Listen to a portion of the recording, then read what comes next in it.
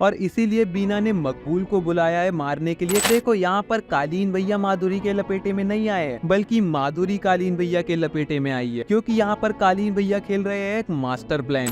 तो बीना ने मकबूल को क्यों बुलवाया है, कालीन भैया ने शरद को क्यों मारा और उनका आगे का मास्टर प्लान क्या है, क्या गुड्डू वायलेंस और मिर्जापुर की गद्दी का रास्ता हमेशा के लिए छोड़ देगा, और क्या मिर्जापुर की गद्दी का कोई भी किंग नहीं होगा। तो इन्हीं सभी चीजों पर आज वीडियो में बात करेंगे। वीडियो बहुत ही ज्यादा इंटरेस्टिंग होने वाली है, इसलिए वीडियो को आखिरी तक जरूर देखना। लेकिन इससे पहले जल्दी से वीडियो को लाइक कर दो और चैनल को भी सब्सक्राइब कर दो। तो अब सबसे पहले बात करते हैं कि क्या गुड्डू अब वायलेंस छोड़ देगा और क्या अब उसे मिर्जापुर की गद्दी नहीं चाहिए। तो देखो, हम लोगों ने सीरीज में देखा कि जब गोलू किडनैप हो जाती है, उसके बाद से गुड्डू बहुत ही ज्यादा अकेला हो जाता है और नशा पत्ती करने लगता है, जिसके कारण उसका पागलपन और वायलेंट नेचर और भी ज्यादा खतरनाक हो जाता है, और इसी चक्कर में वो रॉबिन को भी मार देता है। लेकिन उसके बाद जब उसे रियलाइज होता है कि उसने क्या कांड कर दिया है, तो वो खुद ही पुलिस को सरेंडर कर देता है। और इवन रॉबिन को मारने के पहले भी हम लोग देखते हैं कि जो गुड्डू है वो अपने पापा से मिलने जाता है जेल में, जहाँ पर वो अपने पापा से पूछता है कि उसे समझ नहीं आ रहा है अब आगे क्या करे, क्योंकि वो बहुत ही ज्यादा अकेला पड़ चुका है। तो यही दोनों चीजें हो सकती है कि जो गुड्डू को रियलाइज कराए कि वो भस्मासुर है, क्योंकि वो जहाँ भी जाता है, जो भी काम करता है, भले ही वो अपनों के लिए करे या फिर परायों के लिए, वो सब कुछ भस्म ही कर देता है। और ये चीज उसे ऑलरेडी रियलाइज हो चुकी है। अब हाँ, हम लोगों ने जेल में देखा कि जो गुड्डू है उसको लड़ाई करने में बहुत ज्यादा मजा आ रहा था, लेकिन इसी सीन को हम लोग और भी ध्यान से देखे और गुड्डू के एक्सप्रेशंस को नोटिस करें तो इस सीन में उसके चेहरे पर कई सारे मिक्स्ड इमोशंस है, जैसे कि गुस्सा, डर, गिल्ट और दुख। और यहाँ पर जो इमोशंस है ये गुड्डू खुद के अगेंस्ट फील कर रहा है, क्योंकि उसे रियलाइज हो चुका है कि वो कितना ज्यादा खतरनाक और वायलेंट हो चुका है, जिसके कारण वो अपने ही लोगों को बहुत ज्यादा नुकसान पहुंचा रहा है। सीजन 1 में भी बबलू, स्वीटी और उसका बच्चा जो कि पैदा भी नहीं हुआ था, वो भी गुड्डू के कारण ही मारे गए थे। सीजन 2 में गुड्डू के बाप ने उसकी जान बचाने के लिए एक पुलिस वाले को मार दिया, जिसके कारण उसे जेल जाना पड़ा। और सीजन 3 में उसने रॉबिन को भी मार दिया, और अभी इस जेल वाले सीन तक उसे यही लगता है कि गोलू की मौत का जिम्मेदार भी वो खुद है। और इवन सीजन 2 और 3 में भी हम लोगों ने कई सीन्स में देखा कि जो गुड्डू है वो शबनम से दूरी बनाने की कोशिश करता है, क्योंकि उसे पहले से ही कहीं ना कहीं रियलाइजेशन था कि उसके जो भी अपने होते हैं, वो जिनसे भी रिश्ते जोड़ता है, उन सभी का एक ही अंजाम होता है, गुड्डू के पागलपन में भस्म हो जाना। और इन्हीं सभी चीजों का रियलाइजेशन गुड्डू के है, और इसीलिए वो इस सीन में खुद पर ही गुस्सा है और खुद ही से डरा हुआ भी है, और उन्हीं सभी चीजों को लेकर वो गिल्ट में भी है और इसीलिए दुखी भी है। तो यही सभी रीजन है कि मुझे लगता है कि अगले सीजन में जो गुड्डू है वो वायलेंस को छोड़ देगा और मिर्जापुर की गद्दी भी अब उसे नहीं चाहिए। लेकिन अब यहाँ पर सवाल ये आता है कि फिर जेपी यादव ने उसे छुड़वाया ही क्यों। तो देखो, जेपी यादव ने गुड्डू को जेल से छुड़वाया गोलू के कहने पर, और जो भी वादे है वो सब कुछ गोलू ने किया है जेपी यादव से। तो अब पर्सनली मुझे लगता है कि गुड्डू को तो नहीं, लेकिन गोलू को चाहिए मिर्जापुर की गद्दी, क्योंकि अब गोलू जिस रास्ते पर चल पड़ी है वहाँ से वापस नहीं आया जा सकता, और इसीलिए पूर्वांचल में सर्वाइव करने के लिए और पॉलिटिकल सपोर्ट पाने के लिए बाहुबल की जरूरत पड़ेगी, जिसके लिए सबसे ज्यादा इंपॉर्टेंट है मिर्जापुर की गद्दी। अब ये तो 100% श्योर है कि गुड्डू भी गोलू का साथ देगा, लेकिन अब वो बहुत हद तक वायलेंस कम कर देगा। अब जिसके बाद बात करते हैं कि बीना ने मकबूल को क्यों बुलवाया है। तो देखो, हमें सीजन 2 से ये पता है कि जो मकबूल है उसकी त्रिपाठियों के प्रति लॉयल्टी बिल्कुल ही खत्म हो चुकी है, लेकिन उसे बीना का एक बहुत ही बड़ा राज पता है कि उसने बाबूजी को मारा है, और बीना को ये पता है कि बाबूजी को मारने मकबूल आया था। लेकिन ये दोनों ही चीजें कालीन भैया को नहीं पता है, क्योंकि कालीन भैया को तो ये लगता है कि बाबूजी को गुड्डू ने मारा है। तो अब यहाँ पर जो मकबूल है उसके पास राज है बीना का, और बीना के पास राज है मकबूल का, और इसीलिए ये दोनों एक दूसरे से बंधे हुए हैं, और अगर इन दोनों को सर्वाइव करना है मिर्जापुर में तो एक दूसरे की मदद तो करनी ही होगी। और अब उसे मकबूल की सबसे ज्यादा जरूरत है, क्योंकि वो मकबूल के अलावा किसी पर भी भरोसा नहीं कर सकती है, क्योंकि हम लोगों ने सीजन की एंडिंग में देखा कि जो कालीन भैया है वो वापस आ चुके हैं, और वो बीना और उसके बच्चे को अब वापस से मिर्जापुर लेकर जा रहे हैं। लेकिन हमें ये भी पता है कि बीना कालीन भैया को बिल्कुल भी पसंद नहीं करती है, वो तो उन्हें मरा हुआ देखना चाहती है। लेकिन अब क्योंकि कालीन भैया वापस आ चुके हैं, तो उसे अपनी खुद की और अपने बच्चे की जान की बहुत ज्यादा चिंता है, और इसीलिए बीना ने मकबूल को बुलाया है मारने के लिए कालीन भैया को। हम लोगों ने पिछले तीनों सीजन से देखा है कि जो बीना है वो हर किसी के साथ गेम खेलती है सरवाइव करने के लिए। सीजन 3 में भी हम लोगों ने देखा कि वो कभी माधुरी को फोन कर रही है, तो कभी शरद को फोन कर रही है, और गुड्डू और गोलू के साथ वो गेम तो खेल ही रही थी। लेकिन अब क्योंकि गुड्डू और गोलू जा चुके हैं, शरद मर चुका है, और कालीन भैया को तो खुद माधुरी ने भेजा है, मतलब उन्हें बचाया है और उनके साथ डील वगैरह की है, तो इसीलिए अब बीना ने सरवाइव करने के लिए अपना हुक्म का इक्का निकाला है, जो कि है मकबूल। मकबूल। अब जिसके बाद फाइनली बात करते हैं कि कालीन भैया ने शरद को क्यों मारा और क्या अब मिर्जापुर की गद्दी का कोई भी किंग नहीं होगा और उस पर कोई भी नहीं बैठेगा, क्योंकि शरद को मारने से पहले हम लोगों ने कालीन भैया के मुंह से ये सुना था कि ये है शरद मिर्जापुर की गद्दी के वारिस और मिर्जापुर के आखिरी किंग। और उसके बाद ही वो शरद को मारने के साथ साथ वहाँ पर जितने भी बाहुबली होते हैं सबको मार देते हैं। तो देखो कालीन भैया ने यहाँ पर जो भी कुछ किया ये सब कुछ हो रहा है माधुरी के कहने पर। कालीन भैया ने शरद को मारा माधुरी के कहने पर, क्योंकि शरद ने ही माधुरी के बाप को मरवाया था। कालीन भैया ने उस मीटिंग में आए सभी बाहुबलियों को भी मार दिया माधुरी के कहने पर, क्योंकि माधुरी बनाना चाहती है एक भय मुक्त प्रदेश और इसीलिए उसने ये सब कुछ कालीन भैया से करवाया और इसके बदले में कालीन भैया को मिली उनकी आजादी और उनकी फैमिली। और माधुरी ही वो रीजन है जिसके कारण अब मिर्जापुर में कोई भी गद्दी नहीं होगी और मिर्जापुर का अब कोई किंग नहीं होगा। और ऑलरेडी हम लोगों ने सीजन 3 में देखा है कि जो कालीन भैया है उसको मिर्जापुर की गद्दी अब बिल्कुल भी नहीं चाहिए। तो यही रीजन है कि कालीन भैया शरद को मारते हुए कहते हैं कि ये मिर्जापुर के आखिरी किंग है। लेकिन अब यहाँ पर सवाल ये आता है कि कालीन भैया जैसा महारथी और समझदार इंसान माधुरी के लपेटे में इतनी आसानी से कैसे आ गया। तो देखो यहाँ पर कालीन भैया माधुरी के लपेटे में नहीं आए बल्कि माधुरी कालीन भैया के लपेटे में आई है, क्योंकि यहाँ पर कालीन भैया खेल रहे हैं एक मास्टर प्लान। इस मास्टर प्लान के तहत कालीन भैया ने वो सब कुछ किया जो उनसे करने को कहा माधुरी ने। उन्होंने मिर्जापुर के लास्ट किंग शरद को मारा ताकि माधुरी को लग सके कि उसने अपना पहला कदम बढ़ा दिया है भयमुक्त प्रदेश बनाने की तरफ। लेकिन ऐसा करके कालीन भैया ने अपने मास्टर प्लान के तहत अपनी फैमिली को वापस पा लिया है और अब वो माधुरी के मंत्रिमंडल में ही रहकर उसी के नाक के नीचे मिर्जापुर के साम्राज्य को फिर से खड़ा करेंगे और मिर्जापुर के किंग बनेंगे। और कालीन भैया ये सब कुछ कर रहे हैं अपने वारिस के लिए। अब इन सभी चीजों के बारे में तुम लोगों को क्या लगता है? क्या कालीन भैया सच में कोई गेम खेल रहे हैं? और क्या गुड्डू अब मिर्जापुर की गद्दी और वॉयलेंस करना छोड़ देगा? और क्या बीना सरवाइव कर पाएगी? इन सब के बारे में तुम लोग क्या सोचते हो मुझे कमेंट में जरूर बताना। उसके साथ ही बस अब जाने से पहले वीडियो को लाइक जरूर से कर देना और चैनल को भी सब्सक्राइब जरूर से कर लेना। उसके साथ ही कल्कि की एंडिंग और पोस्ट क्रेडिट सीन पर भी बहुत ही डिटेल में बात की है, तो उसको भी जरूर से चेकआउट कर लेना।